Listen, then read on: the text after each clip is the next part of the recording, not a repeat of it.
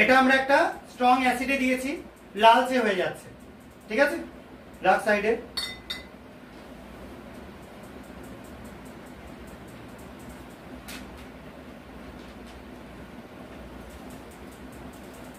বেসের মধ্যে দেওয়া হয়েছে, নীল হয়ে যাচ্ছে। পিএইচ সলিউশনে এগুলো বৈশিষ্ট্যই, কারণ আমরা জানি অ্যাসিডে এটা লাল হয়ে যায় এবং বেসে এটা নীল হয়ে যায়। এবং এই দুটো কালার দেখেই পার্থক্য বুঝতে পারা যাচ্ছে, আশা করা যায় দুটো কিন্তু দুটো সেপারেট জিনিসের মধ্যে সলিউশনের মধ্যে দেওয়ার জন্য হয়েছে। এবার আরো একটার মধ্যে দেওয়া হচ্ছে।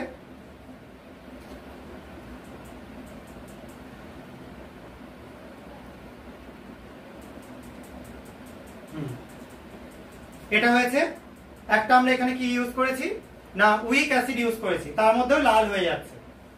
আর একটার মধ্যে আমরা ইউজ করব উইক, একটা স্ট্রং বেস NaOH, এটার মধ্যে পুরো নীল হয়ে যাচ্ছে। তাহলে এই দুটো দেখে বুঝতে পারা যাচ্ছে যে আমরা একটা অ্যাসিড একটা